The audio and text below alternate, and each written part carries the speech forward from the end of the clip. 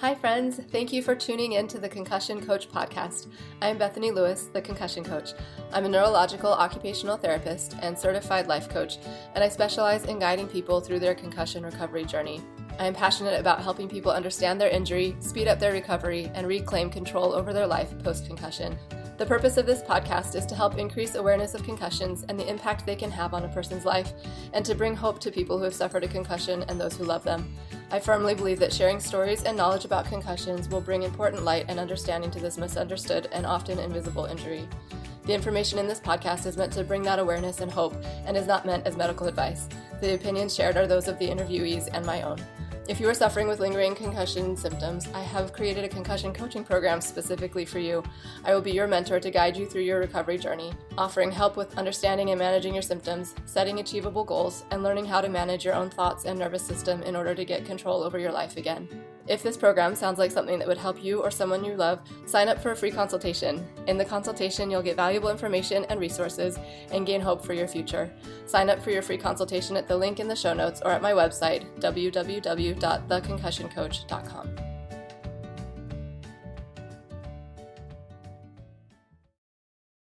Hi friends, welcome back to the Concussion Coach podcast. I am so excited for our conversation today. My guest is Clare Sharpen.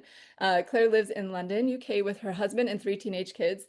Clare experienced over 2 years of recovery from post-concussion syndrome following a concussion in June 2023. During that time, she found it a real struggle to find the right support because post-concussion care in the UK is still very patchy. As part of her recovery journey, Clare discovered a lot about nutrition and lifestyle interventions and how these support brain health. And as a result, she trained and qualified as a registered health coach in early 2025.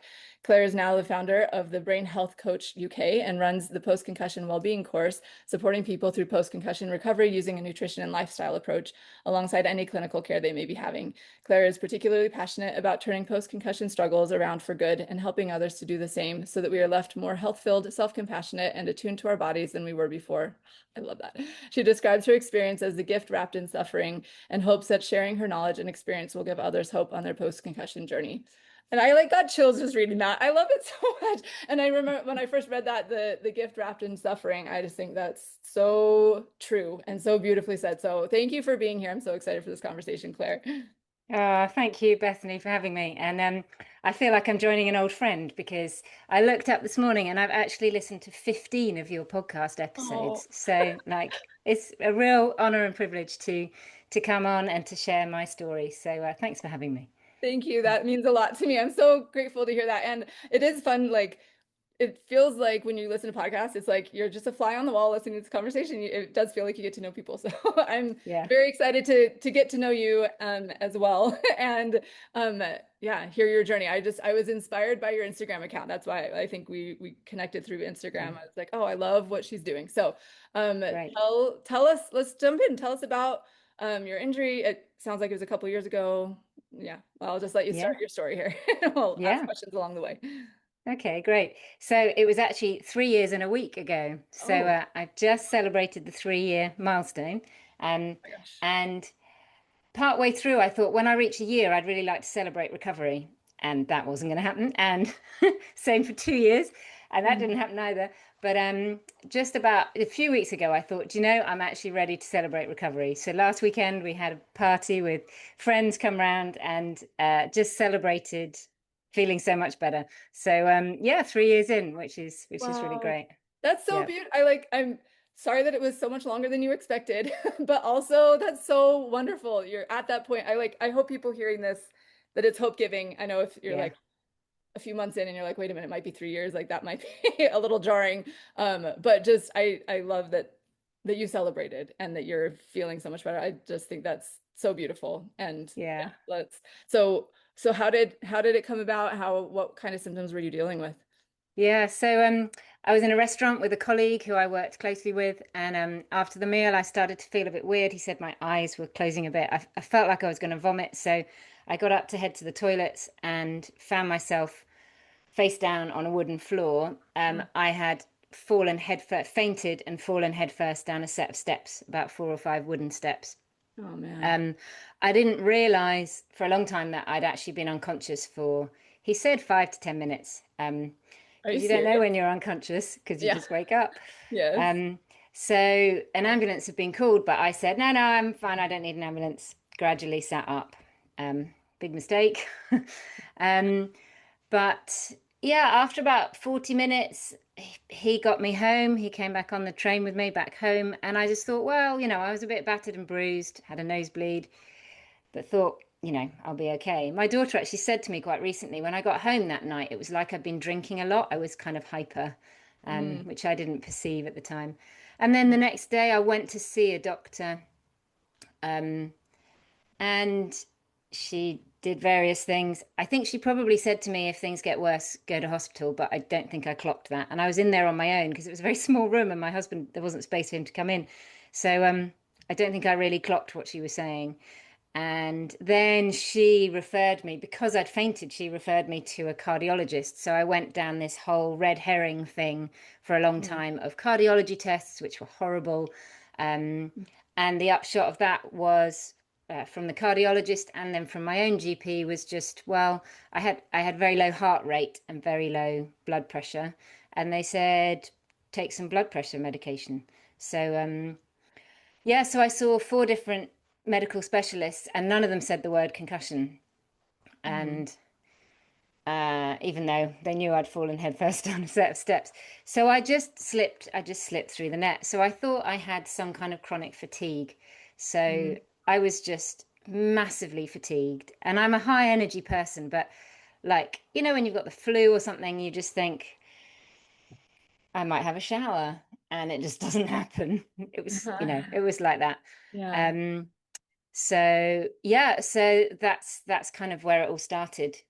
Oh my goodness. Was it, yeah, I'm just sorry to hear that it's understandable, I think, to some degree, like that, a medical professional is seeing through the lens that they see through, and I don't know. It's just, it is hard. It's hard to hear these kinds of stories where it's like, oh yeah, the concussion piece was not even mentioned. And so, yeah, Yeah. hopefully we can get more information out there. Which is why we're Yeah. doing things like this, right? So, so do you had you had any fainting episodes prior to this, or like, did you know that you had low blood pressure? Do you think it was just one of those, you stood up too I fast think it kind was of thing? just, yeah, it was just one of those things. I'm not sure. Maybe a combination of factors. No, I'm not a regular fainter.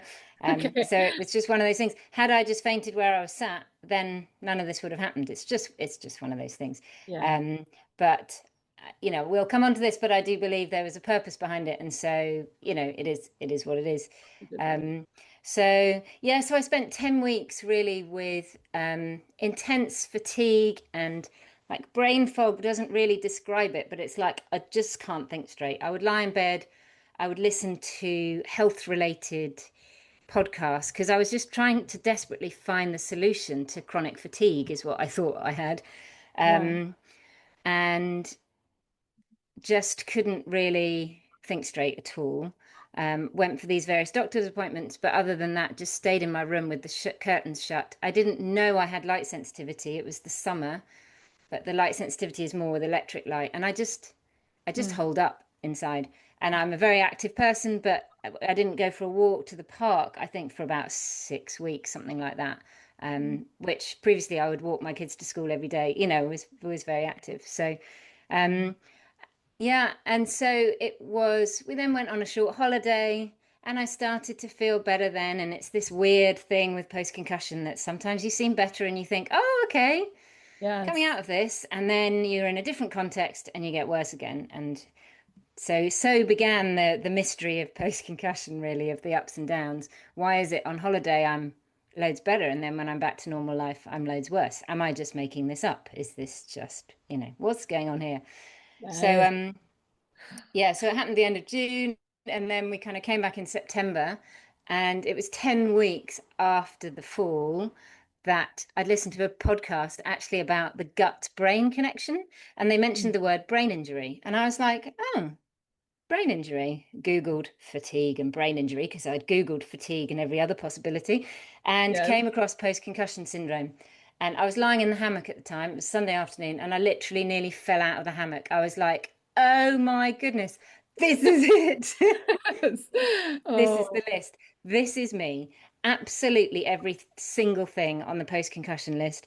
The only thing that I was not so sure of was socially inappropriate behavior. And I was like, well, I don't know. Maybe I've been socially inappropriate and didn't know it. Oh my gosh. Did you confirm with your family? You're like, hey guys, am I being socially appropriate or not? Oh, man, that is Yeah, crazy. I am so glad you found it, but yeah, I think that's a good example of like you just keep looking and you'll find something eventually, but yeah, it's like, yeah, the timing, whatever it's, but that's, oh yeah. man. Yeah, yeah. And I had 24 hours of being really actually quite excited and elated. I phoned my poor parents and was like, oh, I've discovered what's wrong with me. I've got a brain injury. Oh, great. And it wasn't until 24 hours later that it really sunk in. So I Mm, went to a doctor the very next morning and said, this is what I've got. And he was like, yeah, you probably have. I have private health insurance. So in the UK, it's a bit different. There's the National Health Service, where it's a very good service for acute problems, but you have to wait a very long time if it's not an emergency. But I'm mhm, fortunate I've got health insurance, so was able to get an appointment with a neurologist scheduled and started that process. But from my research, so I immediately started listening to Cameron Marshall, the concussion doc, and starting to look up concussion stuff and was like, okay, neurologists don't necessarily mhm, know what's required. So I went with a long list of, I want a referral for this, for this, for this. So I then got a referral for vestibular testing and vestibular physiotherapy. But all of that took a long time. So it was actually 5 months after the fall that I got my first vestibular physiotherapy. And so, really? yeah, and he referred me to a psychotherapist who I've been using for a long time. And so that's what's kind of when the journey began of making progress. I'd already been doing kind of nutrition stuff, which we can talk about, but that's when I began to start the journey of recovery, I suppose. And maybe that's true for a lot of people, that there's this weird period of like no man's land, which in some ways is worse, when there's very clearly something very wrong with you, but you just don't know what. Yes, yes. I thank you for saying that. And I'm curious, did your family know that there was something wrong with you? Could other people in your world tell? Because I know it can be an invisible injury. Sometimes, a lot of times, the close family can know, but not Yeah. other people outside of that. Like, where were you with that, do you think? Yeah, so I think the first 3 months, I was very obviously unwell. I could barely get out of bed. Mm, And my husband just had to hold everything together. So we've got 3 kids. It was end of term and then school summer holidays. And yeah, he just had to hold everything together, really, with me being kind of out of action. mhm. And I think we thought, oh, I'll be better next week. It'll just be another week and I'll be all right. Yeah. Um, it was, yeah, once we got into sort of normal life from September, it was very evident that this was going to be slow. So things like the fatigue, I could, I mean, it might be helpful to explain what it's like with some of the symptoms. I think I found it very hard to explain to anyone what it was like. I think I just used to say, I'm tired and I've got a headache, and I was Mm, grumpy. It's kind of mm, what it looked like on the outside, and slow, and didn't really do anything, which was not me at all. But I mm, think kind of on the inside, what it felt like was I can't really think about anything. Like my husband would say to me, so one son's got his football match at this place at this time, another one's got his football match at this place this time. What should we do? And I was like, I don't know. I don't know. So any kind of question, I just couldn't, I just don't know. And it became my thing. I would just say, I don't know. Could you stop asking me? Because I don't know. mm. Um, and I think one of the adaptations I did quite early on, if I had a conversation with someone, is I would just ask them stuff and let them speak, because I found it really difficult to answer questions. And if Mm. people would say, how are you? I'd be like, uh, up and down. Yeah. Really, really hard to explain. Yeah. So decision making or answering questions was really difficult. I had memory loss, some kind of word loss, not too bad.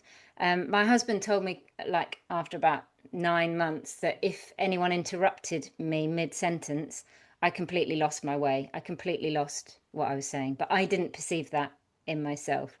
Um, I had dizziness, which just kind of meant Well, dizziness some of the time, but a lot of the time I felt like I was on one of those travelators at the airport. So just Mm. very slowly moving, but I wasn't moving, which is just disconcerting and Mm-hmm. kind of draining. And I had a lot of pain. So headache doesn't really describe it, like someone's crushing my skull all around my head, at the front of the head, my eyes, into my cheekbones. I sometimes felt like I'd been hit in the face or like kicked in the face, jaw tension, neck tension. So I saw an osteopath and massage therapist, which sort of gave short-term relief, but it was like this constant heaviness in my head. It sometimes felt like someone had my head in like a grip under their arm and was just kind of dragging me around the place. Um, so headache doesn't describe it. So if I said I'm tired and I've got a headache, actually that's what I'm describing. Like all Yes. of those things. Um, Thank you for saying, like, for being descriptive in that. I think that will be helpful for people to hear because, yes, and like, what you're saying, I think is such a common experience for people of like, I don't even know how to describe this. I'll just say this because it's easier, but because it's there's easier. so much Mm. more to it, like so much Yeah. more to it. Yeah, yeah. So it was just really debilitating, and I couldn't look at a screen. So my job had been IT related, and I just couldn't look at the screen. It would just make me wince and turn away. I couldn't read any amount of text really because it would just make the headaches worse, and it felt like everything was kind of fuzzy and moving around. Um, and light and noise sensitivity, which has been the kind of long, slow burn thing, which I didn't realize for a while. Um, but once I started to understand symptoms a bit more, I was like, oh, yeah, I think that's me. But then you start this self-doubt thing. Am I just thinking that's me because now I know I've got post-concussion syndrome and that's one of the things, or is that a thing? But Yeah, it's yeah. a thing. It is a Yeah. thing. Well, and I appreciate I thank you for saying that. And also you mentioned it earlier of the even before you knew about PCS, it was the am I just making this up? Like I think that self-gaslighting, self-questioning of what am I actually feeling this? What's happening? Like that's one of the hallmark things about Yeah. this injury is that it it can feel so inconsistent and therefore hard to put a finger on of like what is happening exactly, why, when, like what are the things that are triggering these symptoms? Am I actually having these symptoms or not? Like it's just you Yeah. said it well, and I just want to bring that out so that people know that they're not alone. You're not Yeah. crazy. You're not lazy all of a sudden. This is a Yeah. brain injury. So Yeah, that's yeah. important. And to add insult to injury, literally, you look fine. So Yeah. I'd see people and they'd say, "Oh, you're looking well." I mean, I didn't all the time. Sometimes I looked done in, but after a certain period, actually, you can have a normal conversation with someone. I remember meeting a friend's partner in the park, and he was like, "Oh, well, you seem okay," and I was like, So I told him all the things I couldn't do: couldn't drive, couldn't read, couldn't walk, couldn't do exercise. He was like, "Oh, okay." This doesn't sound so good, but yeah, it's I not love that you obvious. did that. And yeah, no, but I think that's such a very I want to say ubiquitous, but it is very common. It's everybody, a lot of people have that experience. So thank you for Yeah, putting words to it. I think that's important. So did you keep working? Were you able, it sounds like you were not probably able to. no, Okay. no. I mean, almost instantly, I, I, I couldn't think straight, and it was quite a complicated project, and I just knew I couldn't do it. I was leading this project, and I loved the work and I loved the people I worked with. And I kind of was responsible for the project. So I knew it wasn't something I could pick up and put down when I felt like it. Like I was either doing it or was not. Mm. And I couldn't look at a computer screen and I couldn't really think straight. So it was like, well, and I don't know when this is going to end. So I said, I'm not going to be able to carry on. I don't know how long for. And then once I knew it was a brain injury, I said, this is going to be a long journey. I'm going to have to stop. And that was one of the massive losses. It was really hard to just have to. It was a Thursday. I stopped at 3:15 and I never picked it up again. And I had to do handover calls with the colleague that I'd been in the restaurant with. Um, and we're still in touch. Um, and just had to let that go. And once they knew I weren't going to come back, they sent me this massive bunch of flowers, and I just sobbed and sobbed because I was like, it's been taken from me. Uh, I think that's one of the hard things is it's stuff is just taken from you. You have no choice. And it's the humbling thing as well, because we kind of like to think, we kid ourselves that we're in control, and actually we're not.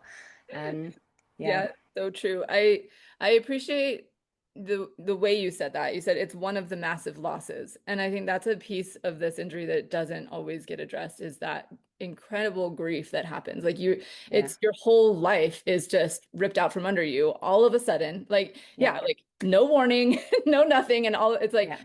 it's just gone. And like the way that you said that was very good and helpful. And I hope we'll get into it, I hope, but I would love to hear how you've processed that, how you like work through that grief. You mentioned that you have a psychologist or psychotherapist. Has that been Psychotherapist. Yeah. has that been helpful through this process? Yeah, massively helpful. And I think one of the interesting things is if you'd asked me before, like totally support psychotherapy, but I wouldn't have perceived that I would be someone who would need to see a therapist. Hmm. Clare Sharpen doesn't Before, need to see a therapist before the brain injury. okay, Um, I'm reasonably self-aware and emotionally stable, blah blah blah blah. Complete nonsense, actually. Like it has been so helpful to process the loss, to process the fact that I'm unable to work, I'm unable to contribute, I'm unable to be productive because we have this very strong culture of being productive, of being useful, and I'm a very active, capable, competent, get stuff done kind of person. So to literally not be able to do anything mm, is for me like really disabling, literally. So yeah, she helped me with that, but she also helped me understand how I do life. So, for example, I'm quite black and white, and actually helping me to see that and how that could make things harder to process. So, for example, once I understood about dysautonomia, why did that cardiologist not understand that my blood pressure and my heart rate was through the floor because I had dysautonomia after a brain injury? Why do I mhm, know this from Google and YouTube, and this private consultant cardiologist in central London didn't know this, you know? mhm, But she helped me go from like these kind of black and white, rages about things to actually seeing more nuance and saying, well, do you know what? He's just a person. He didn't know this stuff. yeah, Um, Being able to then get peace from that rather than rage against things or kick against things. So that was yeah. really helpful, and just helping me understand kind of how I do life and what elements of my character support my recovery, and what are potentially hindering it. So she was quite funny at one stage. She was like, the thing is, Claire, the way you deal with issues in life is you use your brain to work out how to overcome them, and you're trying to use your brain to heal your brain. That's, that's difficult. Yes, yes. What was her recommendation there? Like I think that's an awesome point to Yeah, make. But what yeah. how do you solve for that? Yeah, so I think a year in, what really changed for me was I recognized that I was striving and driving. I'm a very driven, motivated person, and my current project was to get well, and I was on it, and I was constantly trying to look for what have I missed? What do I not understand? What do I know about? What do I need to do? Push, push, push, drive. I must get better. Like this just single-minded desperation to get rid of these symptoms and be able to live life again. And all of that I now see was caught up in this massive fear that started the moment I discovered I had a brain injury, and was very fear driven, and was um, actually, ironically, slowing down my progress, because once I started understanding about the nervous system, actually, if you're carrying around a whole load of fear, like terror, like am I never going to get better kind of fear, then that holds you back. So interestingly, just it was about a year in, I'd had quite a big relapse at about 10 months. And once I made this shift, I was like, kind of just in my mind, okay, I'm gonna let go of this. I'm gonna stop striving. I'm gonna let my body do its thing. I'm going to let my recovery take its course. And it's taking longer than I would like, and I am impatient in nature, but I'm just gonna have to let it ride and go with it. And I've been seeing a massage therapist for quite a few years anyway, and always had tension around my neck and my shoulder blades. And I went to see her about a week after I'd made this kind of mind shift. And she said, "Oh my word, this is like a knife through butter." She could massage around my shoulder blades and all those lumpy, bumpy bits, and all that neck tension had just gone. And so, actually, the neck tension, for me anyway, wasn't just about vestibular dysfunction. Maybe there was an element of that. It was just carrying around fear in my neck and my shoulders that I was never going to get better. And when I let go of that, then yeah, things started to change. Oh my gosh. I wish we could like take that clip and just play it for everybody. Everybody who's dealing with this, that is gold. And so, oh man, I just think it will resonate with so many people. That experience of, and there are a lot of people, and I see it all the time, of very like type A, very driven, very like Yeah, motivated, high achievers, go-getters, like who have this injury, and then that, yeah, it becomes the project. And to some degree, and for some people that is good, like sometimes we do need to prioritize the recovery over other things, but it can be it's so easy to, there's a balance, and sometimes we go too far one way and too far the other, but yeah, it is so common for people to just like drive and have that fear that's driving it be increasing the stress, increasing that nervous system yeah, dysregulation, like it is.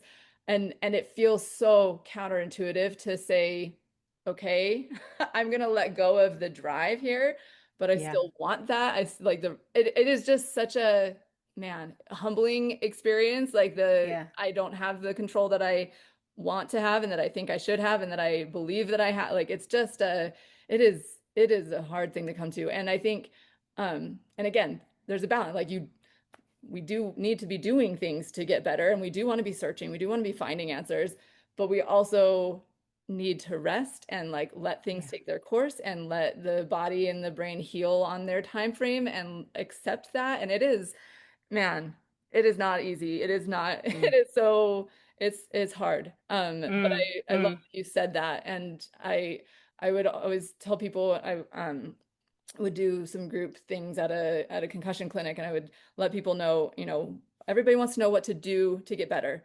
And there are things you can do, but one of the key things to do is not do, is to rest and like give yourself the time and space to recover, like to let your brain and nervous system calm down and relax. And that like gives it the space for what you are doing to actually take root and grow. Like yeah, you need both. You need the doing yeah, and you need the rest. And that yeah. rest feels like not doing, and therefore it's really hard for people who are very driven and want to be doing all the time. So Really, really hard. It's the hardest thing to ask of someone. And I resentfully rested. It was like, all right, okay, I am going to have another rest.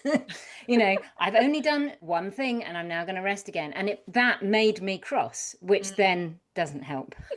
Resentful resting is not rest, or over resting, that's maybe something we'll come on to.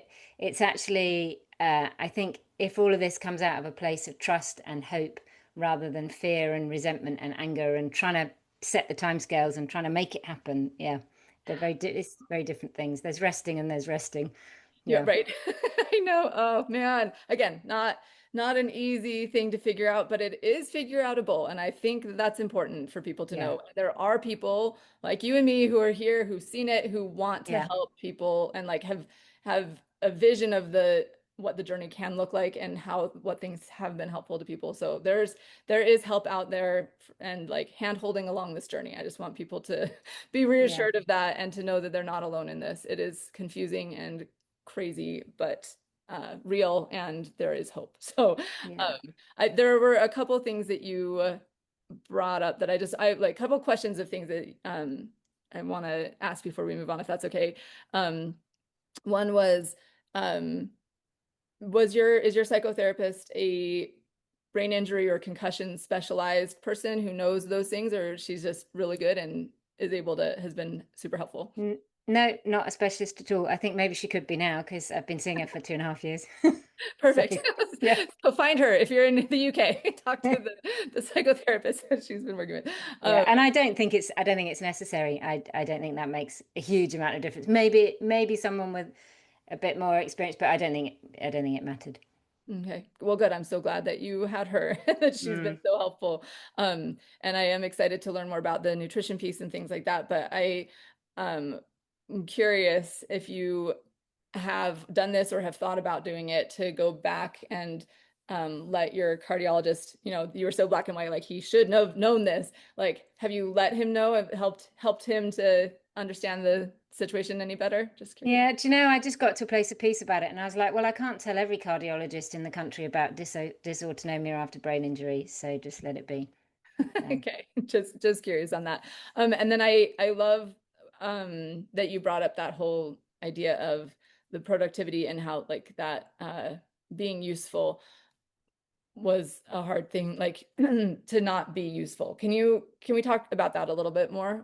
yeah. What that meant to you to be useful or not, and how like how you've come to I almost am hesitant to say it, to come to peace with not being useful, but I feel like just as a human, like I don't know, we have a lot of thoughts about what useful means. Anyway, I'd love to hear your thoughts on Yeah. that journey for you. Yeah. I think there's something around being a mum. Not entirely mums. I know dads do a lot, but certainly for me as a mum, um, there's a lot that has to be done. I used to feel like I was in front of one of those tennis ball machines and having tennis balls fired at me, and I was very good at hitting them back. I was very efficient. I would get stuff done. You could rely on me to get stuff done and to be organized. And I think if to an extent your identity is part of that, that's who I am. People would tell me that's what I'm like. Colleagues would tell me that, that was part of who I am. I'm efficient. Um, then losing that is in some way losing part of your identity. But actually, our identity is so much bigger than what we do. And I mean, we'll come on to faith, but I'm a Christian. I believe in a much higher power than just me, and a purpose for my life. And part of that is also about identity, who I am. And who I am is who I've been created to be, not what I managed to achieve in a day, and not what I managed to tick off my to-do list. And my sense of self-worth, I think, came from, oh, it's been a good day because I've done that, that, and that. Mhm. And so if that's how you define your good day, then what does it mean if literally you've walked your child to school and sat on the sofa all day? Like, is that a bad day? And I had to come to a place of accepting, well, this is where I'm at, and this is what my capacity is at the moment. And that doesn't make me less of who I am, and doesn't make me less me.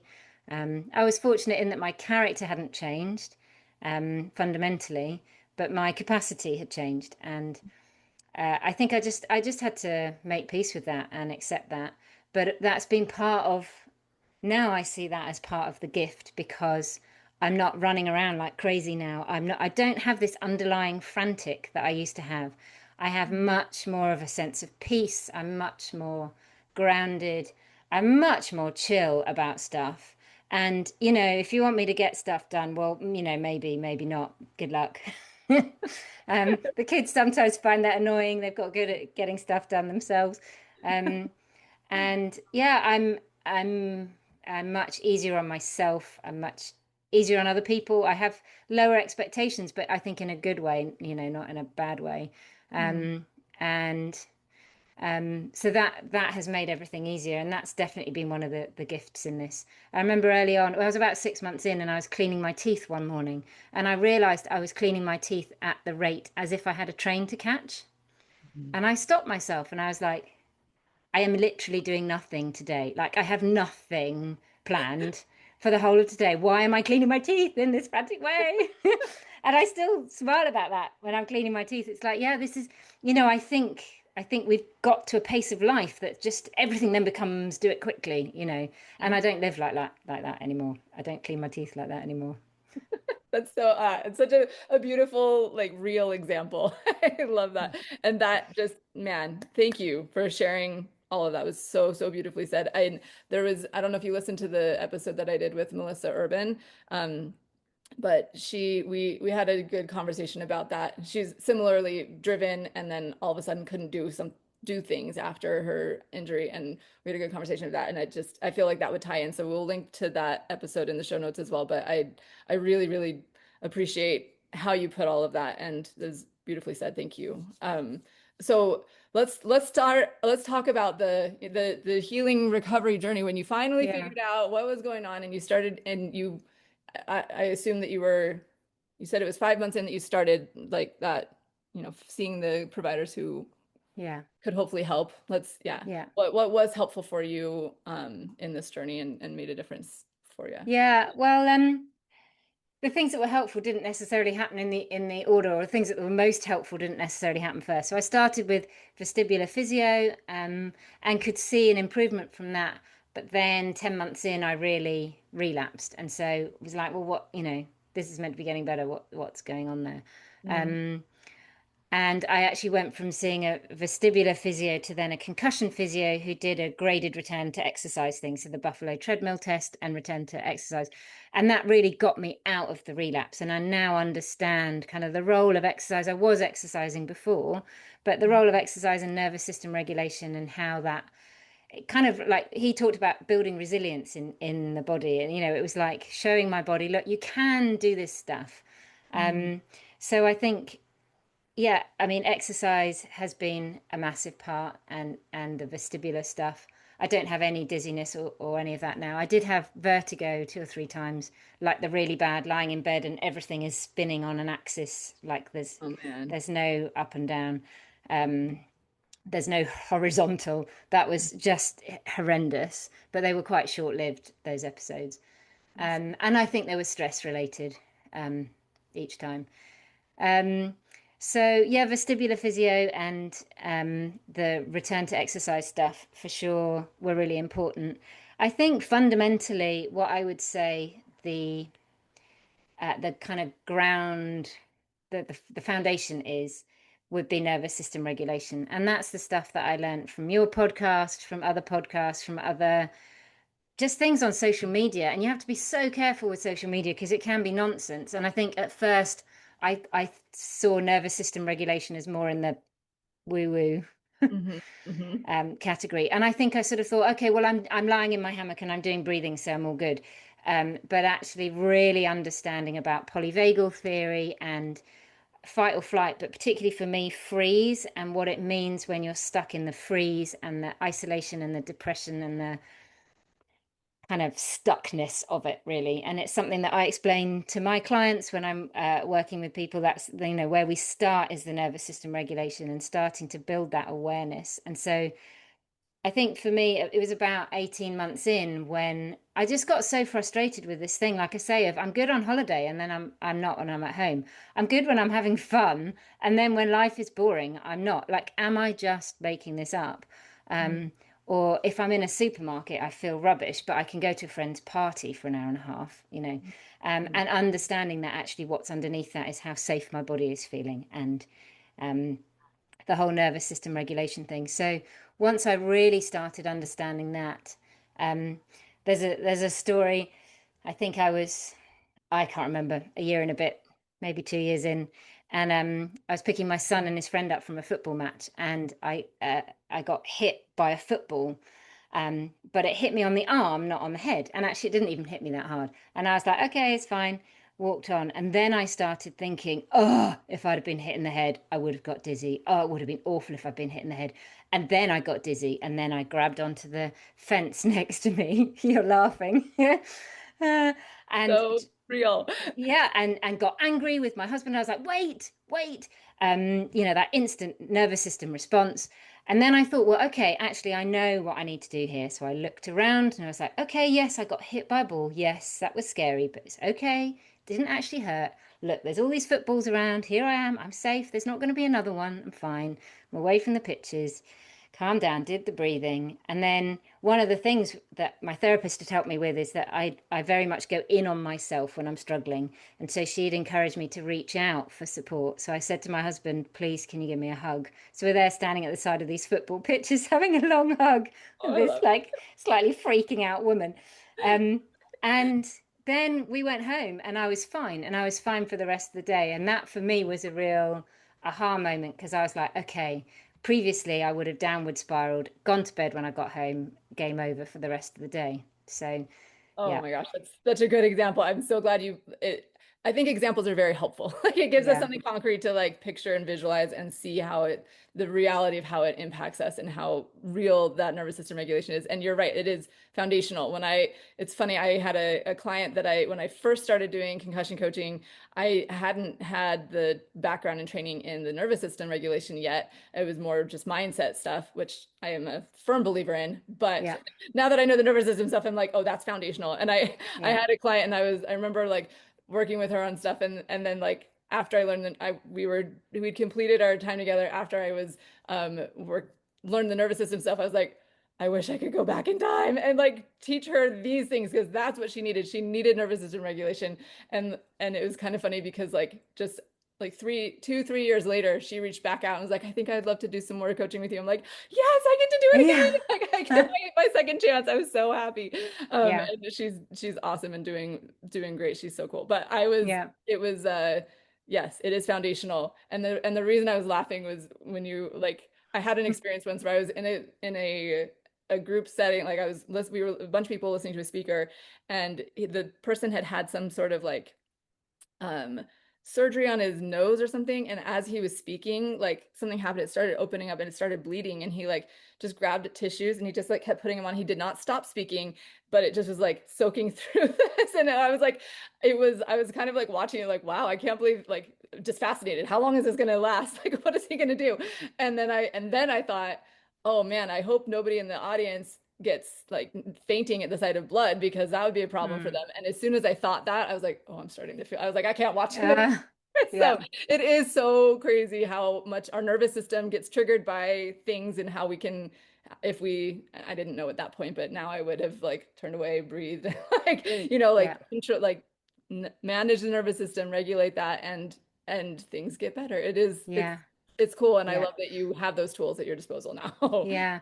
And I think understanding how powerful our thoughts are, it's not Yeah. really something we're taught, but our thoughts are super powerful. And Yes. the fact, if you're nervous about an exam, you can vomit and run to the toilet. Like, our physiology and our Typical. brains are so connected, and we underestimate that. Yeah. What's going on Yeah. in our minds. Yeah. Amen. So true. Yeah. So Yeah. very, very true. Yeah. So, I mean, the nervous system for sure. And then kind of related to that is stuff around the neuroscience of pain. So I had these headaches for a year and just felt like I couldn't function properly if I had a headache every day. And it was not all the time, but every day I would have a headache for a period of time, and they would go on for weeks and weeks. It was rare to have a day without a headache. So somehow I stumbled across a book called The Way Out by Alan Gordon. That's the second time it's been mentioned. Actually, third time I think it's been mentioned on this podcast. I'm so glad you Okay. brought it up again. It is a Yeah. good one. The Way Yeah. Out. Yes. Yeah, The Way Out by Alan Gordon. At that stage, I still was struggling with reading, so I listened to it on audio. So it's available on audio if you're struggling. And It's that funny. for me was, sorry? He's like an entertaining author. Like it's Yeah. very good information, but also like easy to listen to and fun. Yeah, it really made me laugh. Yeah, when he listed all the different types of chronic pain he had, it really made me laugh. It's like, yeah, this is getting ridiculous. And it's not at all concussion brain injury specific. It's just about chronic pain. But I read that, and so then started using the Curable app, which he's been part of developing along with other neuroscientists. And it's essentially about the neuroscience of pain, how the brain, based on information from the nervous system and elsewhere, the brain decides the level of pain to give us. And the more we catastrophize and the more we worry about the pain, and oh, my headache's worse today than it was yesterday, the worse it gets, and it gets into a downward spiral. And so using the meditations and the other tools on the Curable app, that was a game changer. Being me, I did it multiple times a day, every day, and very quickly started seeing change. I would have long periods of a day without a headache, and the headaches were getting milder. And then I had whole days without headaches. It was like, okay, there's really, really something in this, and just kept using it. And the headaches it was kind of like they just evaporated. They just kind of walked away, And now if I get a headache, so if I've been doing something, significantly challenging, like socially, whatever, I just go back and use that and they go. It's amazing. So it's also like a long-term tool. Yeah. Oh, thank you for putting that out there.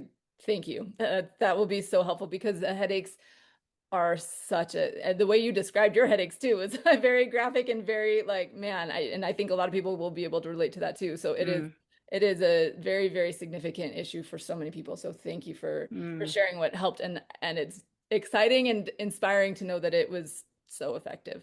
It is pretty astounding. Amazing. And I've just written to Curable recently actually and said, this is my experience. I'd love to just get more out there about concussion and using this tool. So hopefully we can do some of that. Fantastic. Oh, I love that. That is so good. And the other interviewee that specifically that I can think of who mentioned this, the way out, it was very helpful for his recurring headaches as well. So specifically headaches. So and tinnitus apparently. So amazing. Oh, that's fantastic. It helps with tinnitus, however people say it. It is tinnitus in the States. Be aware that it is helpful. So good. Thank you for sharing that. Any other things that you found particularly helpful as in the, you want to talk about nutrition? Yeah, so it was quite funny. So I'd experienced as a teenager, I had chronic juvenile arthritis as a teenager and went to a nutritional therapist and got completely better. So I had some sense of nutrition and recovery, nutrition and overall health, but I didn't really know much. So when I was first ill and thought I had chronic fatigue, I thought, well, I'll go back to nutrition stuff. So I listened to some podcasts and just went on a whole food, just cut out all the processed food. I ate pretty healthily anyway, and did that as my focus. And then when I discovered it was a brain injury, I was like, oh, darn it, I've just done 10 weeks of like super healthy eating and I needn't have bothered. And then quite quickly realized that actually I was spot on. And I've got a bookshelf full of books and a lot of brain books, and a lot of them talked about nutrition. So one of the things I do with my clients now is explain about the role of nutrition in brain recovery, but also ongoing brain health. So we talk about blood sugar. I call it blood, fat, blood, guts, fat, and water. So blood sugar balancing, gut health, healthy fats, and understanding about trans fats and healthy fats, and then hydration and just the importance of that. And so for me, actually, once I got my head around it, it was quite straightforward. And I do think that has been an important part. And it's one of those things you can't prove what would my recovery have looked like without that. But actually, a lot of the research and evidence around brain health and what's going on nutrition wise is just really important. So I think that's, at first I thought that was foundational. I now think nervous system regulation is foundational, but I would say that's like the next layer pretty much. That and exercise. I mean, it's all important, isn't it? And I don't know that you can put a hierarchy on it, but it's all important. And the whole inflammation in the body, if you've got, inflammation going on before the brain injury, none of us come to brain injury as a clean sheet. There's always stuff going on. Then actually that's going to feed into the complication. So I kind of see it as doing everything we can to give our body absolutely everything it needs to thrive, and that then lets the body do its thing healing wise. So beautiful. Thank you. Are there any resources or books or anything in particular that if somebody was like, oh, I want to learn more about how health things could be, or like the nutrition side of brain recovery, would you I mean, quite a few different books. I would say do research, because otherwise I'll be here recommending books for ages, but and different books say different things and I don't necessarily agree with all of it, so you sometimes have to kind of weigh things up. So for example, some authors talk a lot about a ketogenic diet. That's not something I've followed, and you have to follow that with medical supervision. So there's different approaches. Okay. But no, that's helpful. I appreciate the nervous system, the nutrition, the exercise. All of these are so foundational to actual healing. And it is, again, you can recover from a brain injury. There is recovery that is possible. Sometimes you may not ever, the brain injury happened. That's a thing that has happened. And so you can't like undo it, but you can have massive recovery. And those are key foundational. So I'm grateful that we're bringing that out. I would love to hear if you could like go back in time and give your yourself advice early on in the recovery process, what would you tell yourself? Yeah. I think I would put my arms around myself, say, just trust that it is going to be not just okay, you're going to be totally well and vibrant and healthy and happy. And you don't need to fear. Don't worry, don't fear. And it's you're going to get through this and get beyond this, and it's okay. Yeah. I wish I could, looking back, it was the fear that held me back, I think, actually. Had I not developed such a fear around I am never going to get better, I think my recovery would have actually been a lot quicker.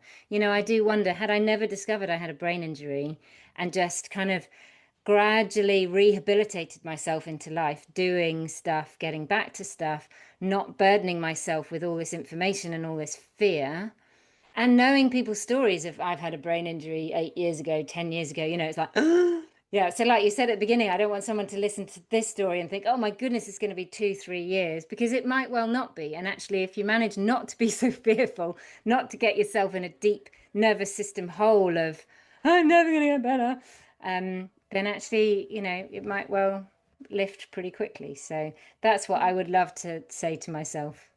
Yeah, if I could go back. Yes, thank you. And I think I hope that will resonate with people, because I want people to hear that message. That is so beautiful. Like, I love totally well and vibrant and happy. That is what people want. And I just want to validate too, though, like that fear of what is this? Am I ever going to get better? Like, that is so understandable as well. Like, so very natural human response to all of this. But hearing somebody who's been through it be able to say, on the other, like, there is another side of it, and you can be well, happy, and vibrant. Like, I hope that is just water to a thirsty soul. Like, that is important message to get. And I think something that made me quite angry early on was just a lot of advice is how to live with this, and I was like, I am not willing to live with this. I'm not going to live with this level of dysfunction for the rest of my life. No, I'm not having it. So if you're going to talk to me about just living around my symptoms, I'm off. I'm not listening. That was kind of my approach. And actually, I was not wrong. I do not live around my symptoms now. I don't carefully plan and prioritize. I had to for a long time, but actually it doesn't dictate how I live my life now, So those things that you mentioned, the nervous system, the nutrition, the exercise, are there other things, or like, how was it just, do you feel like it was a combination of those and time of implementing them that changed things for you, or how? I'd love to hear kind of. Yeah, so I think it's definitely a combination of things. I think it's a magical puzzle that's different for everybody. The picture is different for everybody, and the number of pieces is different for everybody. And I do think from a place of peace and hope, you have to keep persevering and exploring different pieces until they all fit together. So I would say all those things that I've mentioned, and getting the balance right between sleep and rest, not resting too much, not resting resentfully, but actually, all of that kind of stuff also is important. The final piece for me, which actually only finished off the jigsaw basically a month ago, was I still had this light and noise sensitivity. And I met up with someone, another concussion recovery person, and he described he'd seen a hypnotherapist. And working with her had completely transformed loads of issues that he had, absolutely loads. And one of the things he pointed out to me, he was like, why are you wearing earplugs still? And you keep taking your sunglasses off, on and off, and your cap on and off. And he described going into a room and scanning the room for safety. And we went for lunch together. And I realized when I walked into the restaurant, I was scanning the restaurant. Where's the natural light? What's the noise like? What's the music like? How many people are there? Is this going to be okay? So I had this deep fear again That comes of up again. of light and noise sensitivity. And it's not the light and noise itself, but it's the symptoms that would follow. So if I've been in a noisy restaurant for 2 hours, wiped out. And feeling out of control, feeling trapped, feeling I can't leave, all that sort of stuff would feed into it. So after a couple of weeks, I asked him for the number of this hypnotherapist. I had a session with her for an hour. It was very normal. There was nothing weird about it. I can remember the entire thing. I can tell you exactly what she said. And it was online. It wasn't in person. And the basic gist was she told my body, reminded my body what it was like 5 years ago. So well pre-concussion, being comfortable around light and noise. So electric light and different man-made noises. And said to my body, thank you for protecting Claire during this time after the concussion, but it's not necessary anymore. She doesn't need it anymore. And she got me to imagine putting all the kind of things that I struggle with. So fire engines and police cars and LED lights and building sounds, all this kind of stuff. And I put it all in a box and then chucked the box in a bin. And afterwards I was like, well, I don't know if that worked or not. Who knows? Maybe that was a waste of money. And what has been extraordinary is the last month. It's like the world have just turned the lights down and the volume is the same, but I don't have a like massive tense up response when a fire engine or a police car goes past. We live in London, so there's lots of those kind of noises. They don't touch me now in the way that they did. It's like I've got a bubble around me. And I was in a group a couple of weeks ago with a load of mums and toddlers, and the toddlers all came back in the room at the end, and there was lots of noise. And previously, I would have been out the door. I'd be like, I'm going to go, bye. And I stood in there and I was like, get me. This is loud and I'm feeling fine. So, and I drove home from going out with a friend, and I was driving home at dusk, and just all the headlights were fine. And I kept looking at them like, surely there's going to be a bright one soon, because there were some of them that just were so bright I couldn't look at them. And if I was sat at a traffic light behind a car with its brakes on and those big wide brake lights, Yeah. if I was sat with the kids and I was driving, I'd have my cap on and I would put my head down so I couldn't see the light, and the kids would have to tell me when I could go again. Like, it was that bad driving behind lights. And I was sat behind this car, and I was like, yeah, you're bright, but you don't get me anymore. So for me, the hypnotherapy was a surprising, it was only one session, but just surprising resolution to 3 years worth of light and noise sensitivity. Holy cow. I'm like blown away right now because this is the light and noise sensitivity. I don't think I've ever talked to anybody who has told me this was the thing that like put a nail in that coffin for me. Like that Yeah. it was the thing that fixed it. Like Yeah. that's incredible, especially coming from someone who, it sounds like, even the nervous system stuff was a little too woo-woo at the beginning, right? Like that. Yeah. I imagine you're not one who's like typically open to these things No. before. So that I feel like that adds a level of validity to this somehow. Yeah, for Um, sure. Yeah, you've got really to be great. open-minded, and you've got to try things that you think might be nonsense, like within reason. They've got to Yeah. be safe. I didn't just go with any old hypnotherapist, someone who'd been really strongly recommended, but Yeah. yeah. Yeah. And do you know if that hypnotherapist had specific experience helping people with, I mean, obviously she helped the other guy who had a concussion, but like I don't know, that's fascinating to me. Do you know, yeah, do you know if she Yeah. had kind I of, again, like the psychotherapist, it's yeah, okay, I, like I people don't can think it's help with other things. relevant that Yeah. they have experience. Yeah, I think it's just where you've got a deep-seated subconscious thing going on that your body is doing. I'd managed to ease it a lot. So I would stand under the lights in our local shop and be like, this doesn't hurt me, da, da, da, da. But it wasn't enough to persuade my body that it could let go of this protective mechanism. So I Yeah. think what's powerful about hypnotherapy is it just, whatever your subconscious protective mechanisms are that you can't control and get rid of, hypnotherapy puts you in a place where you're relaxed enough for your subconscious to be open to positive suggestions of, I'm safe around noise and light. I'm Mhm. safe. It's fine. That's That's, it, basically. yeah, I mean, extraordinary. that is Yeah, extraordinary. That is very cool. I don't know. I don't even know how to, yeah, like, beyond cool. It's very, I am grateful for you sharing that and hope that that will be helpful for people. That's actually one of the client that I was mentioning earlier who I'd worked with at the beginning, and then I got to work with her a second time. That's kind of her biggest lingering thing is Yeah. light and noise sensitivity. So I'm excited Yeah. to share this with her. Yeah. Yeah.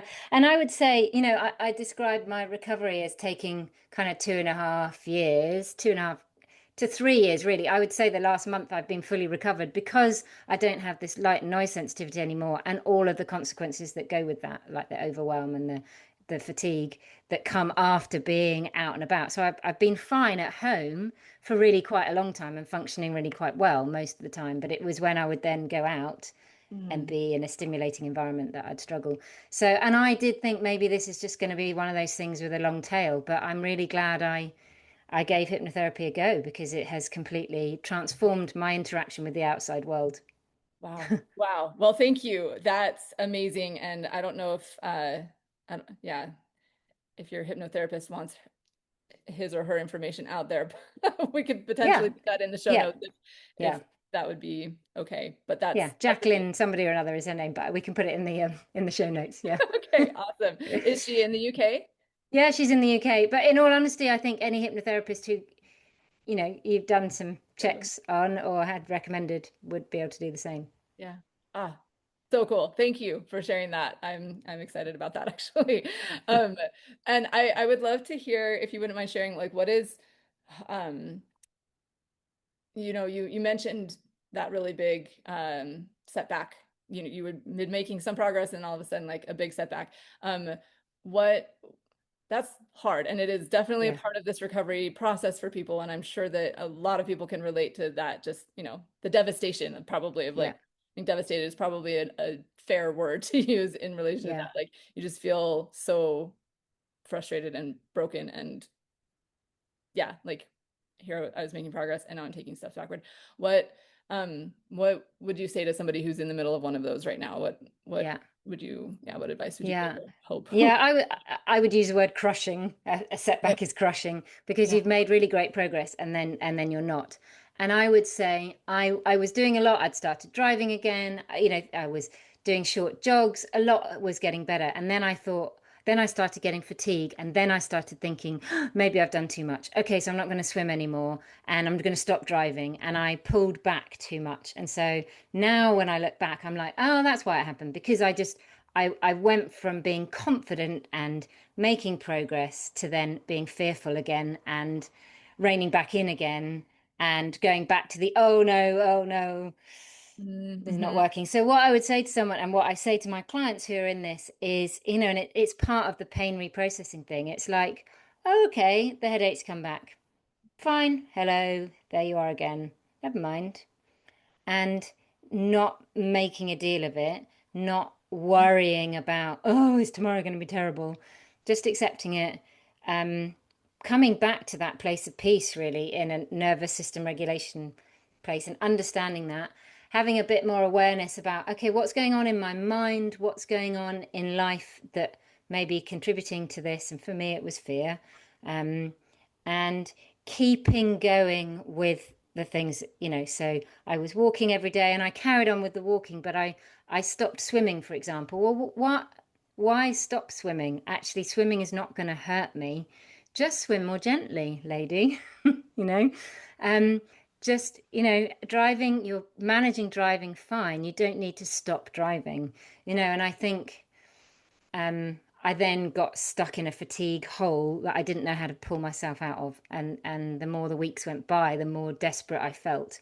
And it was only when I did the graded return to exercise that I got out of that. And that was a bit like understanding the freeze state of the polyvagal theory, the nervous system stuff. It's like mobilize out of this freeze. Tell your body it's all right. It can do this stuff. And then everything gets going again. So yeah, if you're stuck in a slump, go for a walk, do something joyful, have some fun, hug lots of people, do something you love, start living life because you will get out of this hole again. And if you start living as though you're already coming out of the hole, you'll come out of the hole. Whereas if you're living as though you're going to stay in this hole forever, you'll potentially stay in the hole forever. So yeah, have Thank some you. fun. Find something fun to do. Right. Yeah. Oh, that's so good. And it's astounding how much it comes back to that, like where our mind is at and how we're how we're managing our nervous system. It is so, so fascinating. And I do think that it's okay also, and I'm sure you agree with this, that to feel the emotion of like, oh, like it sucks. Like it's okay to be mad about it, Yeah. but then to like have the pity party if you need to, for sure. Yeah. Absolutely, Yeah. that is allowed. Yeah. But then also like how we're thinking about things really does matter. So if you need to think this sucks and I hate this, that's okay. Like feel Yeah. it, let that emotion process. But then also like you said, like how we're thinking about, if as long as we're not making it like, oh my gosh, this is the end of my life, like all of those things, like we can shift nervous system, mindset, all of those things just really make a difference. So yeah, for sure. Yeah, and I doing agree. things that you love, even if you're not feeling great, like hug somebody. I love Yeah. that. Yeah. Yeah. So thank you for all of that. And I would love to hear your thoughts on advice for family members, loved ones, people who are trying to support someone who's going through this. Yeah. That's a hard one. I mean, my husband was incredible in how he just held everything together when I was struggling and keeping going. Like, he was so patient and so kind for such a long time. And that patience and kindness can wear thin, particularly when it's starting to when it's so unpredictable, and when he would have to pick up the pieces when I fell apart. What I would say is actually the best thing to do, what I regret not doing, is just getting more help.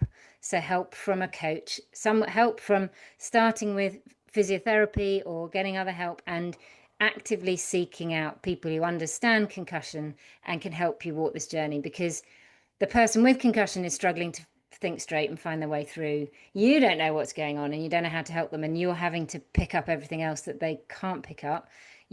You and they can't really be expected to know the solution. So I think my best advice, and if I could change one thing, it would be just to get help from someone like you, from a concussion coach who can just say, okay, yeah, all this, I validate everything you're saying. This is the way through. These are the things to look at. These are the things that are not so important.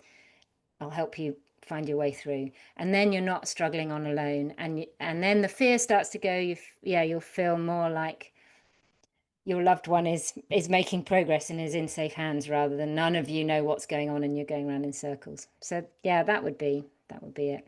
Mm. And would you say that's getting that help for the person, the family members who are helping, or for the person who's dealing for the with person with concussion? Yeah. Yeah. Because active? I think the temptation as a family member, as a loved one, is to try and fix it, and you don't know how to fix it. How would you know? But there are people who know how to fix it. So the best thing you can do is help them find someone who can fix it. Yeah. Yep. And it's not going to be quick, but it's possible. Yeah. Yeah, I mean, it might be quick. Some Yeah, people are right. lucky, but yeah, Right. yeah, It can be, yes, it definitely will be quicker than it would be otherwise. for So sure. we Yeah. can say that with Yeah. confidence. And I think you don't need to try and become an expert in this. Like, let the experts help Yeah. the person through it. Yeah. Beautifully said.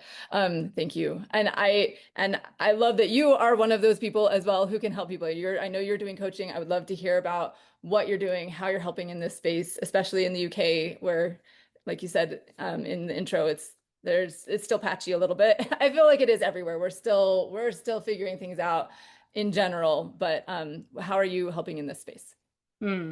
So I I was learning a lot about nutrition and lifestyle stuff, and I saw a course about becoming a health coach. And health coaching is big in the States. It's really almost unheard of in the UK. And I could see that health coaching was a way of bringing all of this completely different perspective on health to a person. So rather than, I think in the UK, we have a very strong culture of, I'm ill, I'll go to the doctor and the doctor will fix me, and there's nothing really for me to do. And once you have post-concussion, it's like, well, you can get offered headache medication that doesn't particularly help with headaches, as far as I can tell.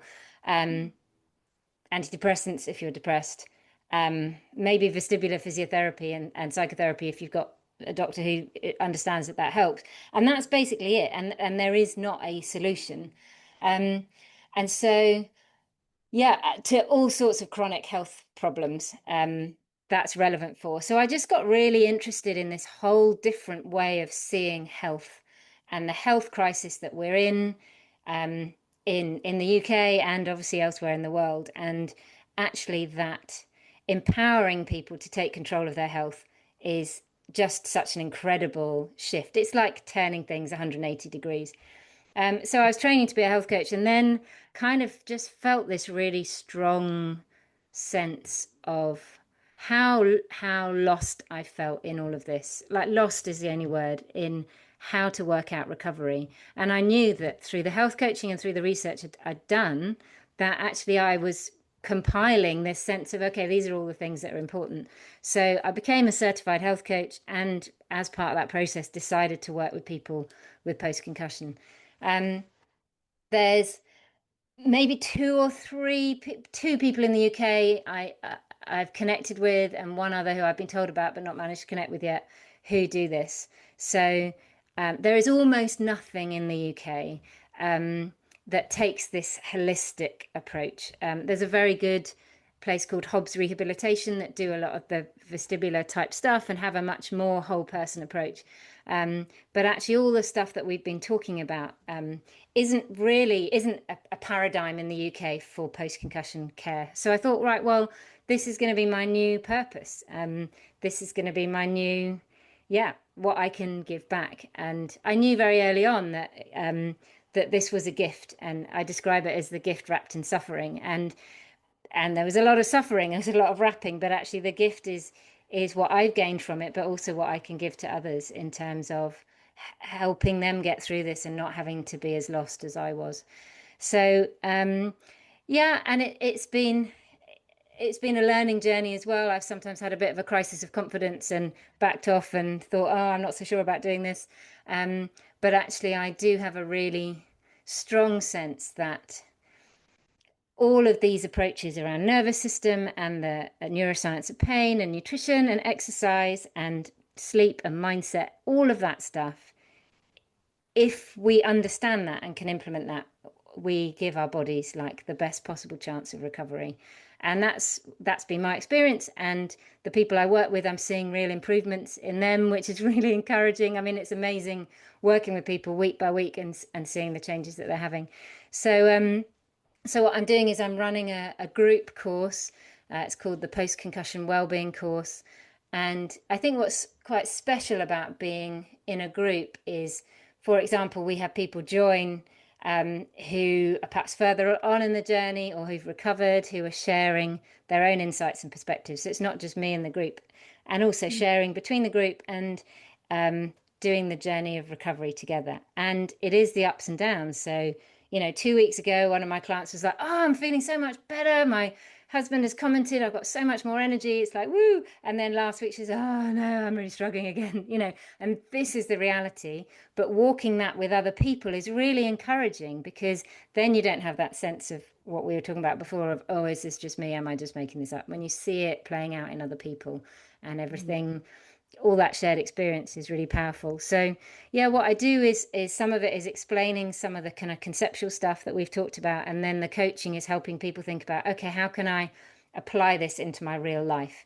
If I were to do a curable meditation every day, when would I do that? What would that look like? How do I schedule this stuff in? How do I start to build up exercise, and talking through that? And so they do that in a very careful, controlled way.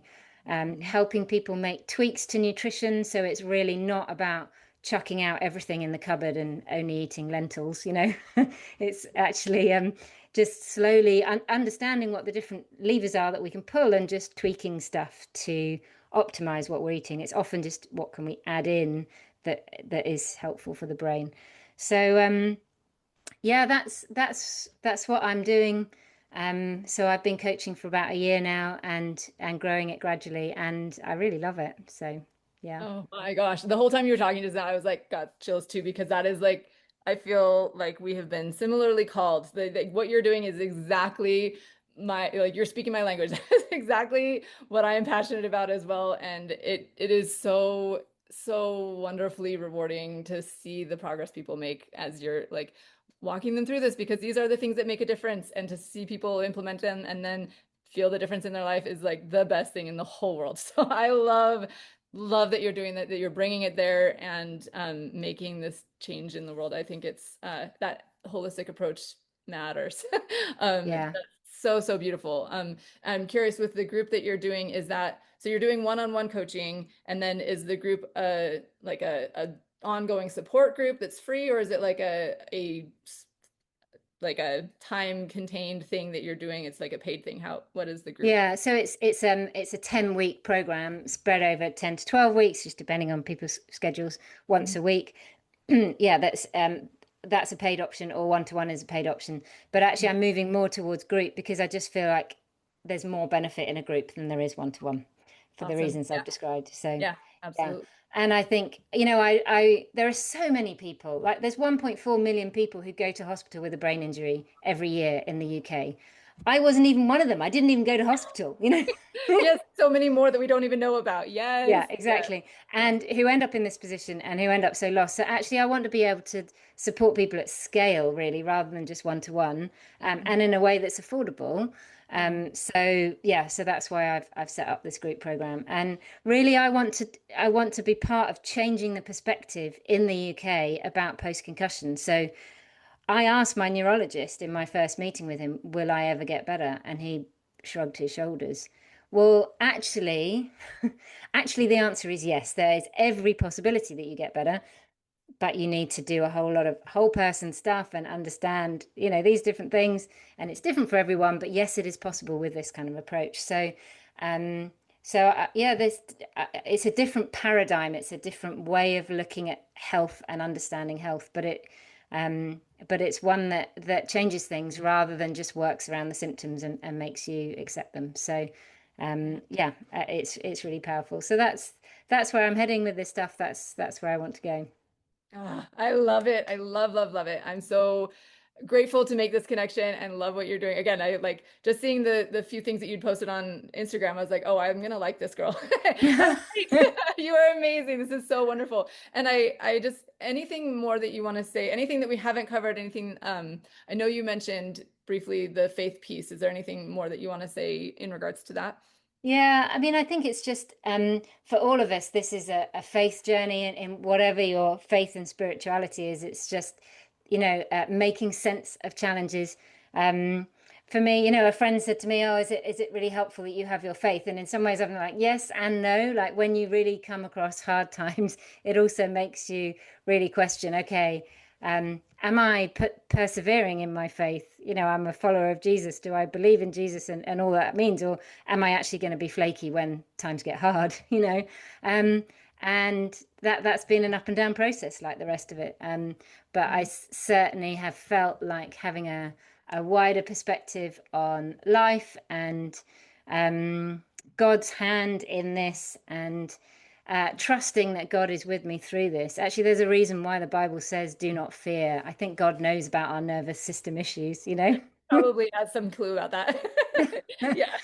um, and trusting that he is with me and has been with me through this, and that he has a plan for me out of this. I've had that that sense from very early on. So yeah, and that's a beautiful thing, and that's how I can see it, as a gift wrapped in suffering, and accept that, accept that gift that's been given to me. So yeah. Oh, that's a cool point. The like receiving that gift, even though like as I said, the wrapping seems thick sometimes. So Yeah. that's beautifully said. Thank you for sharing that. And if people want to hear more from you, if they want to work with you, how can they find you?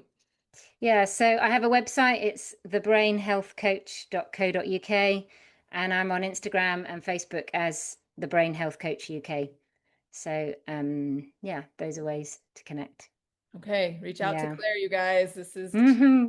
good stuff going here. And, So and Bethany, I'd just like to say, like, you have been a part of this journey for me, listening to your podcast, listening to the people that you've interviewed, the people with lived experience, but also the people with professional expertise in this area. You have been one of those jigsaw pieces, and the information that you share, and the compassion with which you do it, and the way you validate people and validate their experiences has genuinely really helped me, and helped me clarify all of this stuff in a way that, I'm now helping other people. So I just want you to know that there's a snowball effect, not just of you and the people that you work with, but you've helped me, and now I'm helping others. So I just want to say thank you. It's great what you're doing.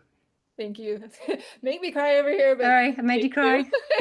It's all right. I do this a lot here. No, that's very meaningful to me. Thank you. And I am so happy for the people who are going to be working with you and to see that just continue. It is a beautiful, beautiful thing. So thank you. And we will stay in touch for sure. For sure. I'm so glad you listened in today. I hope you have gained some helpful insights and inspiration regarding dealing with and recovering from concussions.